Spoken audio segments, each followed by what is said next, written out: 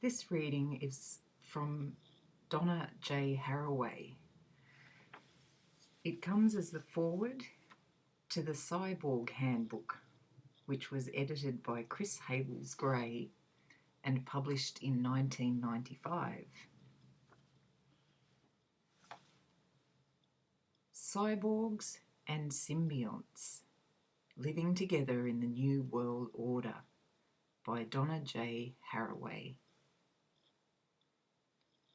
Gaia, the blue and green-hued, whole, living, self-sustaining, adaptive, autopoietic Earth, and the Terminators, the jellied metal, shape-shifting, cyber-enhanced warriors fighting in the stripped terrain landscapes and extraterrestrial vacuums of a terrible future, seem at first glance to belong in incompatible universes. Such beings seem to inhabit incommensurable regions of space-time and to demand different literary and historical chronotopes for their description and narration. These entities do not seem able to share the same evolutionary story.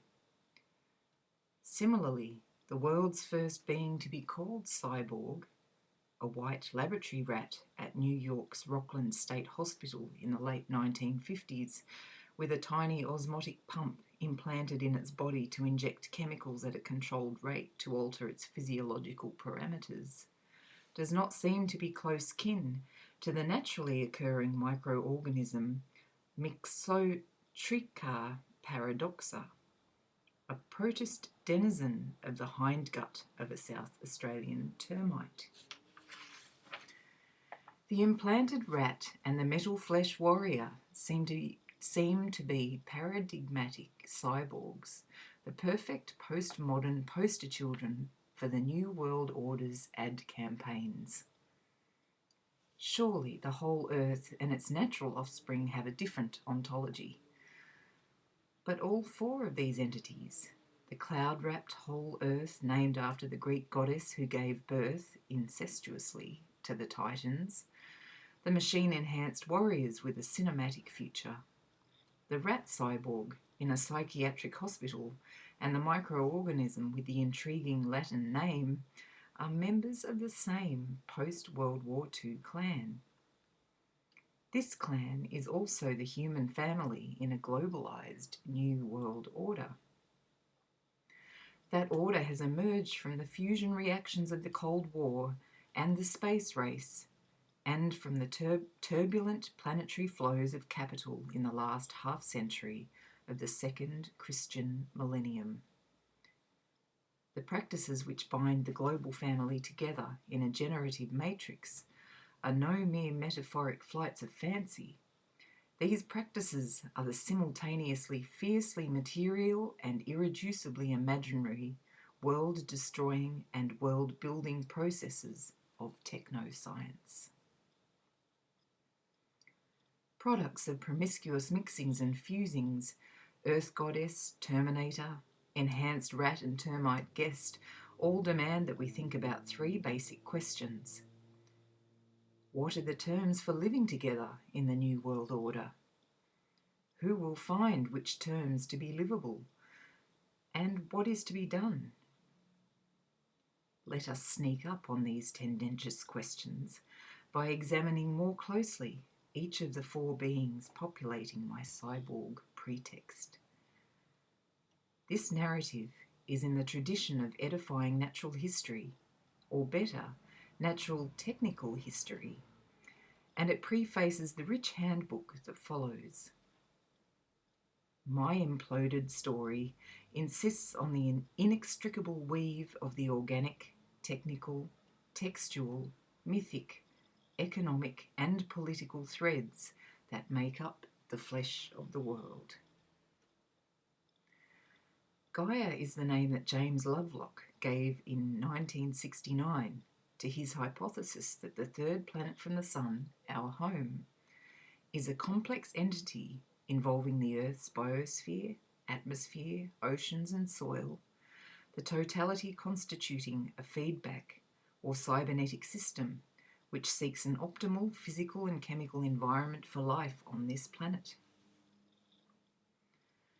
An independent English specialist in gas chromatography and the inventor of the electron capture detector, in the 1960s, Lovelock was working as a consultant for the United States National Aeronautics and Space Administration's Voyager program, that's NASA, at the Jet Propulsion Laboratory at the California Institute of Technology to devise a means to detect whether there was life on Mars.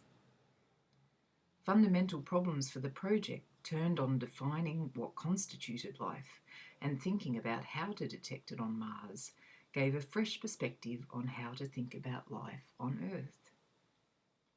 Working with Dean Hitchcock, who was evaluating the logic and information potential of various suggestions for detecting Martian life, Lovelock developed the notion of perceiving life through atmospheric analysis by looking for persistent entropy-defying disequilibria.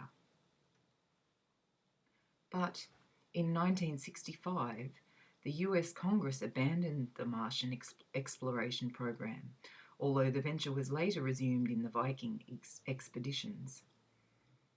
In the low period for space exploration during the mid-1960s, Lovelock benefited from the free research atmosphere provided by the giant petroleum corporation Shell to study air pollution resulting from burning fossil fuels. The determinations of multinational capital rarely take the shape of restricting the intellectual freedom of the scientific elite. Quite the opposite. No one understands better how critical that kind of free play is to dynamic accumulation strategies.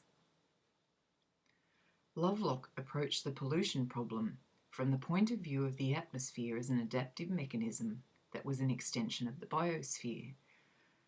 Perturbations had to be studied as part of a self-regulating system in which compensatory changes in response to toxins could very well produce new dynamic steady states that would change the species composition of Earth drastically.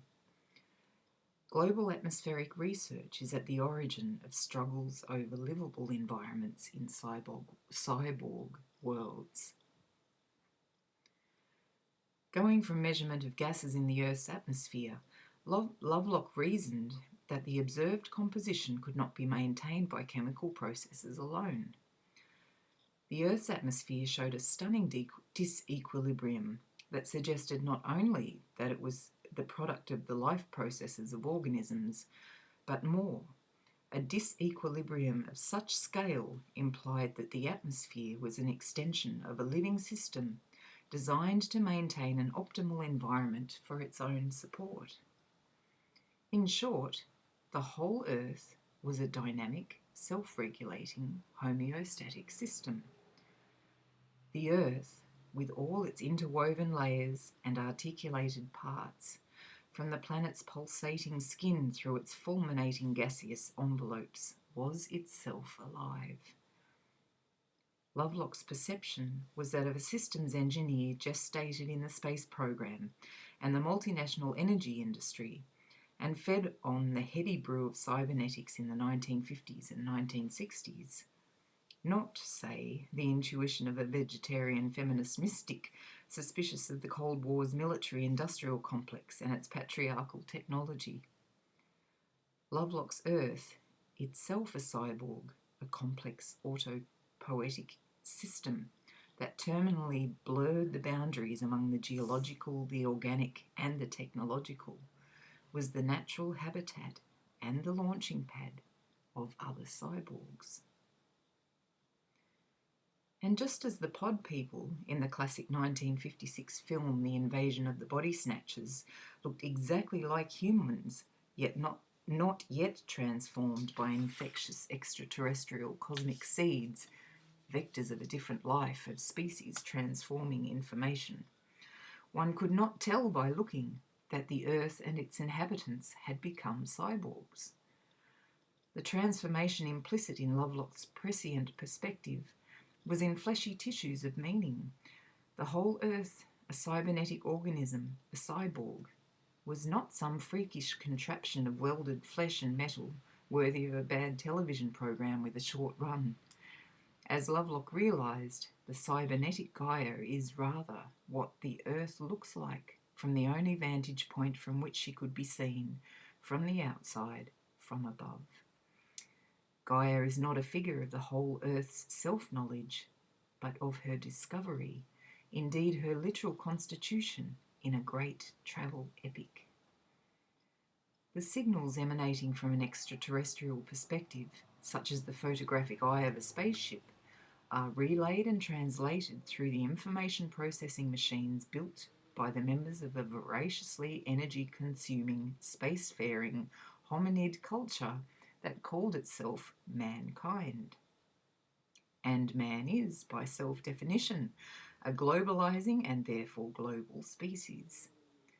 The people who built the semiotic and physical technology to see Gaia became the global species, in which they recognize themselves through the concrete practices by which they built their knowledge. This species depends on an evolutionary narrative technology that builds dramatically from the first embryonic tool weapon wielded by the primal hunter to the transformation of himself into the potent tool weapon that seeds other worlds.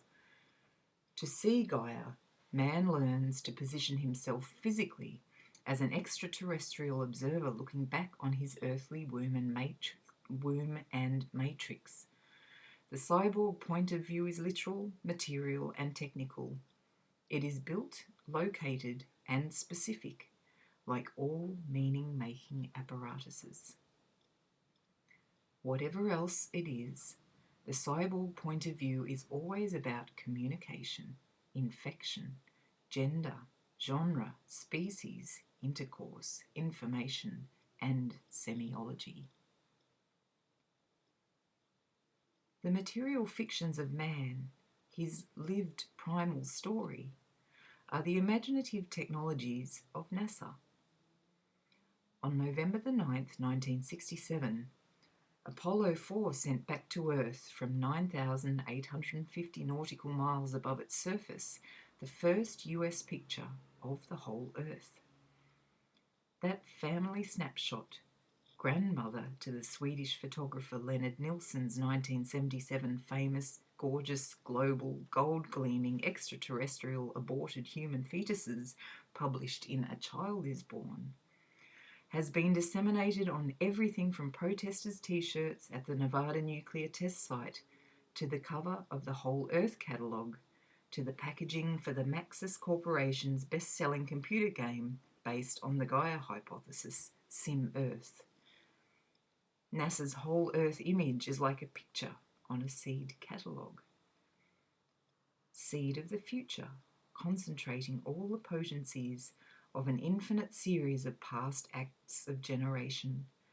The shining, cloud-wrapped whole Earth is like a giant and luscious tomato planted around the world with the aid of the marketing apparatus of the petroleum industry-owned major seed companies and promising all the lusty tales of a sun-drenched summer. Like Gaia, the Terminator is a cyborg, but the clan of enhanced warriors narrows down the contradictory, weedy, contestable, wide-band, semiological plenum of Gaia to a laser-focused line of embodied meanings. Like Gaia, the proliferation in fantasy and in reality of a grotesque menagerie of cyborg weapons has also occurred in the multi-lobed wombs of bumptious multinational capital, ascendant technoscience, and constitutively militarized post-World War II nation-states. But the Terminator is a child weapon that man the hunter perhaps did not really anticipate as he struck out on his grand quest narrative through the fossil volcanic ash and cosmic moon dust of post-World War II US origin and exploration stories. The Terminator is much more than the morphed body of a virile film star in the 1990s. The Terminator is the sign of the beast on the face of postmodern culture, the sign of the sacred image of the same. The figure of the Terminator appears to take many forms. The Terminator is a self-sufficient, self-generated tool in all of its infinite but self-identical variations. It can be the transfused blood fraternity of information machine and human warrior in the cyber-enhanced Air Force cockpit. Those pilot projects for the equally or maybe more profitable commercial cyborg theme parks and virtual reality arcades to follow in the great technology transfer game from military practices to the civilian economy that has characterized cyborg worlds. Or the enhanced weapons can be the all-information machine versions called smart bombs, which make such riveting television programming in the New World Order's police actions. The Terminator, like the decontextualized glowing fetus, can appear to be our saviour. Indeed, that is its favourite and most alluring morph. Like Gaia, the mercurial Terminator is also an image on the seed package of a possible future. We seem to be hungry for its enhanced and gleaming fruits. It is time to move from the all-too-real ideal cyborg warrior to the lowly and decidedly mortal figure of a laboratory white rat implanted with a cyber-control device. Like all cyborgs, this white rat has that something extra, that sign of excess that marks the creature as somehow trans to what once counted as normal and natural. Appropriate to a world that contains Gaia and the Terminator, the term cyborg was coined by Manfred E. Clynes and Nathan S. Kline in 1960 to refer to the enhanced man who could survive in extraterrestrial environments. They imagined the cyborgian man-machine hybrid would be needed in the next great techno-humanist challenge spaceflight.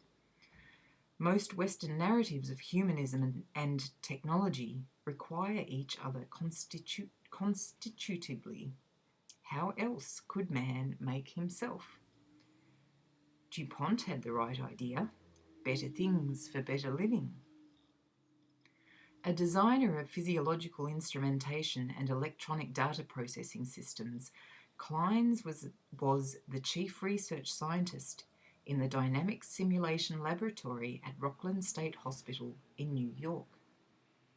Director of research at Rockland State, Kline was a clinical psychiatrist.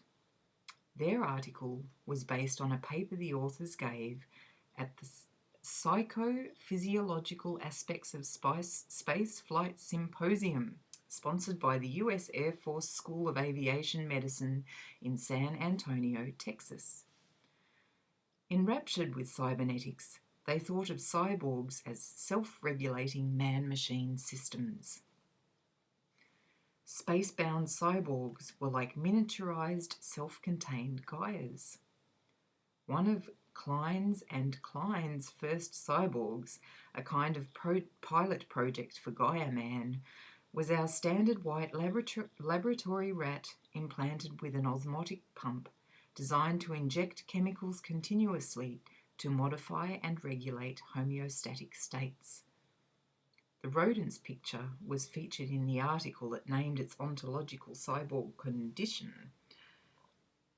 The snapshot belongs in Man's Family album. Beginning with the rats who stowed away on the masted ships of Europe's imperial age of exploration, rodents have gone first into the unexplored regions in the great travel narratives of Western technoscience. Odo, the shapeshifter security chief on the Federation space station Deep Space Nine, in one early episode of that television series, even morphed himself into the shape of a rat, all the better to get a perspective on the dubious traffic at the entrance to the wormhole, gateway to unexplored regions of space.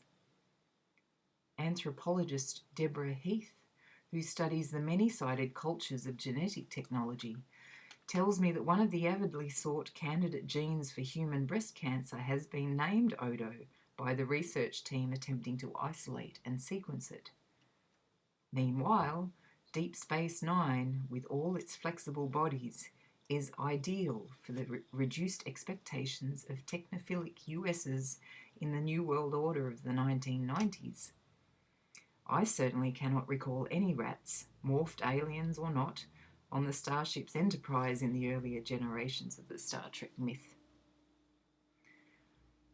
Human mental patients were also part of psychiatric research on neural chemical implants and telemetric monitoring at Rockland State Hospital in the 1960s, a fact I learned from National Science Foundation and National Institutes of Mental Health grant proposals when I was researching the crafting of non-human primates as model systems for human ills in the US. Klein was associated with the Psychiatric Research Foundation in New York, an organization established to promote controversial investigations into psychopharmacology. Nancy Campbell's 1994 work on the history of US drug and addiction discourses details the dovetailing of such research in the 1950s and 1960s with Cold War agendas, including CIA-sponsored research on behavior control. The liberal philanthropic foundations, especially the Macy Foundation, which was so important to the configuration of cybernetics as an interdisciplinary field in the late 1940s and early 1950s, were liberally involved. Jeff Bowker analyses the myriad routes through which technical and popular culture was shooting up with all things cybernetic in the 1950s and 60s in the US. Marge Piercy used research at Rockland State Hospital as background for the brain implant experiments practiced on psychiatric patients in her transformative feminist science fiction story Woman on the Edge of Time from 1976. Influenced by Piercy in my Manifesto for Cyborgs, I used the cyborg as a blasphemous anti-racist feminist figure reshaped for science studies, analyses, and feminist theory alike. Piercy developed her thinking about the cyborg as lover, friend, object, subject, weapon, and golem in He, She, and It from 1991. Her cyborgs and mine became trans to their origins, defying their founding identities as weapons and self-acting control devices, thus trying to trouble US cultural commitments to what counts as agency and self-determination for people and for other organisms and machines.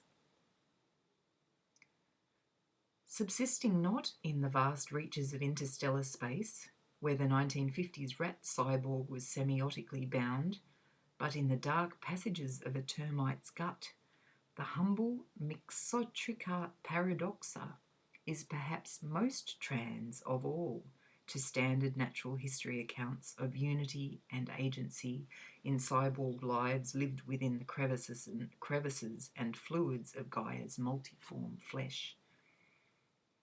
Cyborgs are about particular sorts of breached boundaries that confuse a specific historical people's stories about what counts as distinctive categories crucial to that culture's natural technical evolutionary narratives. Mixotrica is a pro at transgressing just those sorts of boundaries. Like the other entities in this forward, Mixotrica could not cohabit the cyborg handbook's world without all of the materializing instruments, discourses, and political economies of transnational technoscience, from scanning electron microscopes to molecular genetic analysis, to theories of evolution, to circulations of money and people. Appropriately, Lynn Margulis, the University of Massachusetts biologist who introduced me to Mixotrica's genre-confounding talents, is also one of the formulators of the Gaia hypothesis. The account of the nature of life by her and her son is a rich exposition of the travails of the autopoietic earth. These writers cross-stitch technology, organic beings, and inorganic nature into a cobbled-together, profoundly materialist and dynamic biosphere. Their techno-biosphere is a kind of cyborg coyote or trickster, not an innocent being, not in our control, but not out of our control either. Our practices matter, and the cyborg is our flesh too, and in whom we are fatefully embedded along with the multi-talented prokaryotes and odd protoctists that they describe so lavishly. They refuse both technological determinism, whether of a cultural, industrial, or biological genetic sort, and back-to-nature mysticism. Margulis and Sagan's What is Life is anemic, for my taste, in its account of the flows of capital and questions of politics and cultural specificity in the whole Earth's story, much less in any sense of critique of the mechanism of planetary metabolism that capitalism and technoscience have become. Yet, What is Life is full of ways to avoid the traps in the tradition of Western natural history and its conjoined twin called political theory of methodological individualism, humanist arrogance, demonology of the machine, and boring certainties that we already know everything. The arguments that machines are indissociable human extensions, an extended phenotype, coupled with the insistence on the intimate joins of matter and feeling, consciousness and history, are all persuasive to me, who, it must be said, has long been a believer on these issues. Margulis and Sagan provide an historical narrative with a future that is full of metamorphoses, but without apocalypses. Our bodies are indeed weedy and promiscuous, and the earth has always been going to seed. M. Paradoxa is a particularly apt resident of this version of the whole earth. Using Lynn Margulis and Dorian Sagan's earlier book, Origins of Sex, 3 Billion Years of Genetic Recombination as my guide, I will close with a story of the promiscuous origins of cells that have organelles, in order to explore what counts as a unit, as one, in a promising, non-innocent Gaian-cyborg natural history practice. Cells with organelles are called eukaryotes. They have a membrane-bound nucleus and other differentiated internal structures. Prokaryotes, like bacteria, do not have a nucleus to house their genetic material, but keep their DNA naked in the cell. Consider then the text given us by the existence in the hindgut of a modern South Australian termite of the creature named Mixotricha paradoxa, a mixed-up, paradoxical, microscopic bit of hair.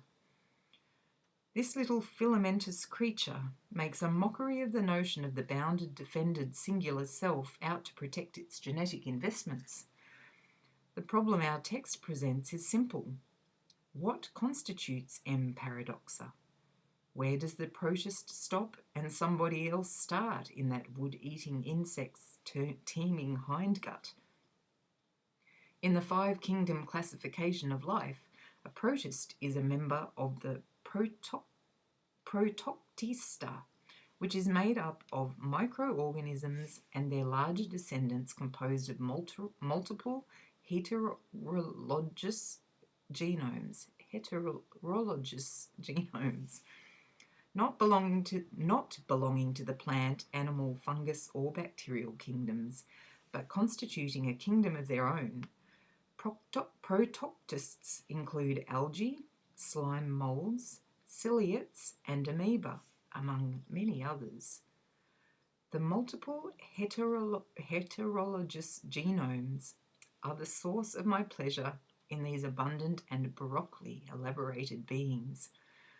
Plants, animals, and fungi all descended from such beginnings. What does my Mixotricha's paradoxical individuality tell us about beginnings? Finally, how might such forms of life help us address the tendentious questions broached at the beginning of this foreword? M. paradoxa is a nucleated microbe with 5 distinct kinds of internal and external prokaryotic symbionts, including 2 species of motile spirochetes, which live in various degrees of structural and functional integration with their host. About 1 million individuals of the 5 kinds of prokaryotes live with, on, and in the nucleated being that gets the generic name Mixotricha.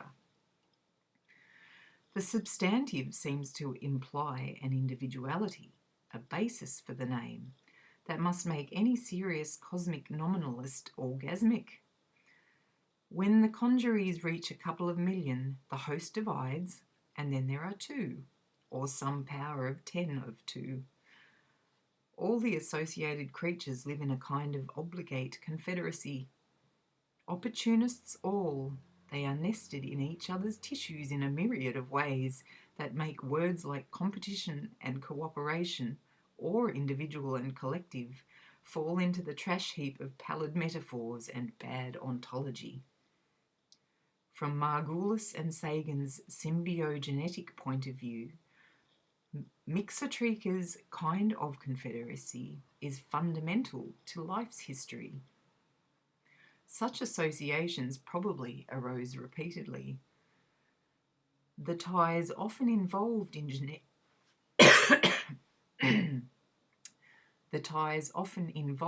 genetic exchanges or recombinations that in turn had a history dating back to the earliest bacteria that had to survive the gene-damaging environment of ultraviolet light before there was an oxygen atmosphere to shield them.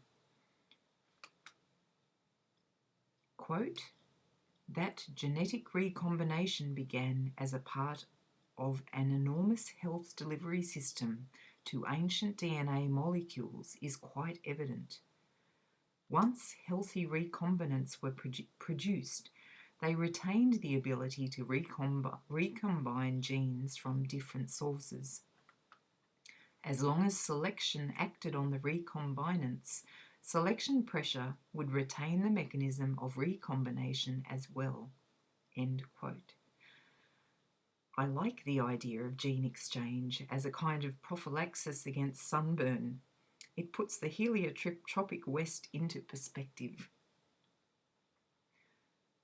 Protists like M. paradoxa seem to show in midstream the ubiquitous, life-changing association of events that brought motile, oxygen-using, or photosynthetic bacteria into other cells, perhaps originally on an opportunistic hunt for a nutritious meal or a secure medium for their metabolic transactions.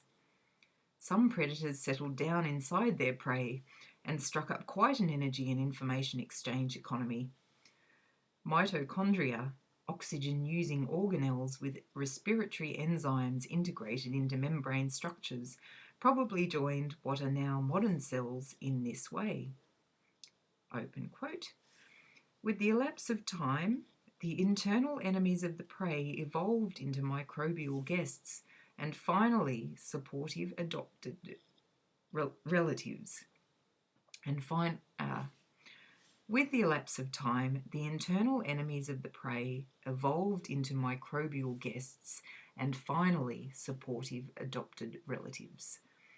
Because of a wealth of molecular biological and biochemical evidence supporting these models, the mitochondria of today are best seen as descendants of cells that evolved within other cells.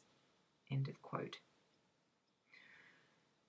The story of heterogeneous associations at various levels of integration repeated itself many times at many scales.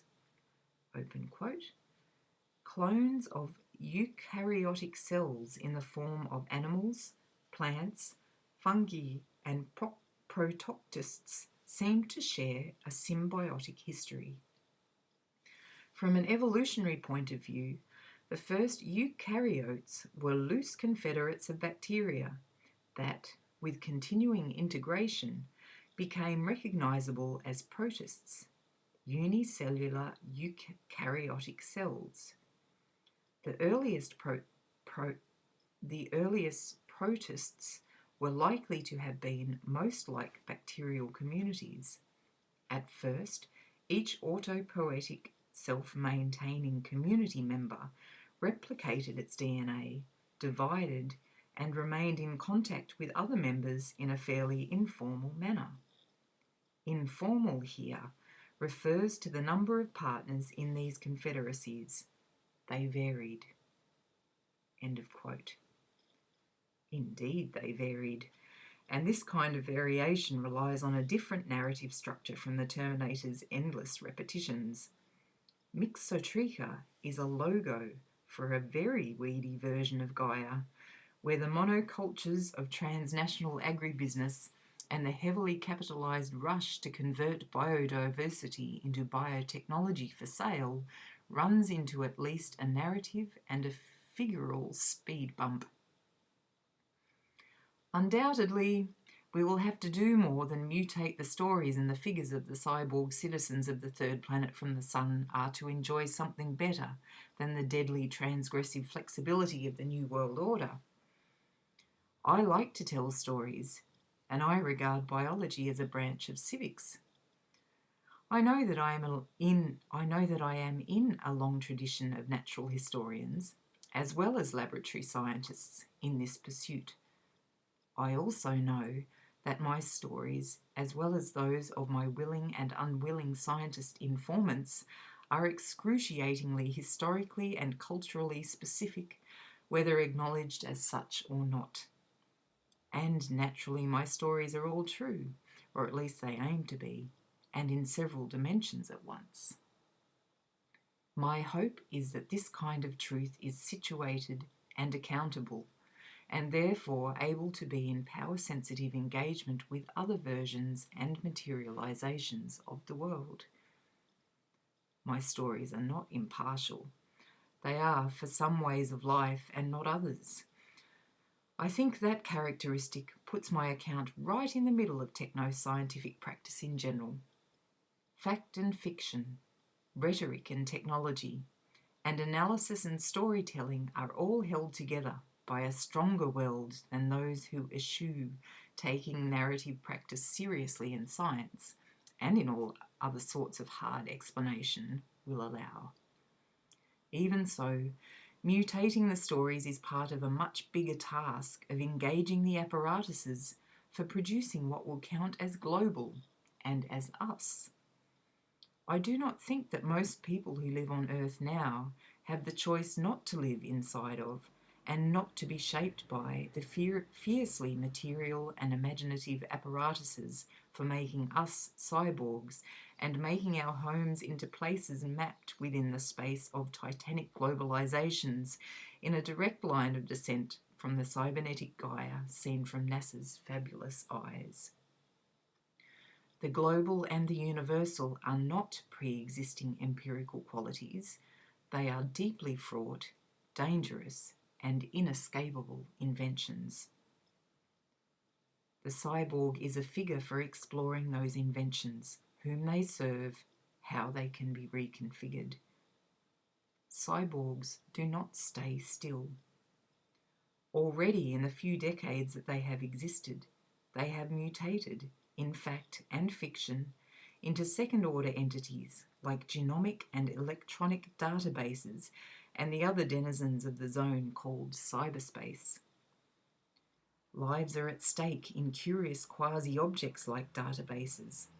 They structure the informatics of possible worlds as well as of all too real ones.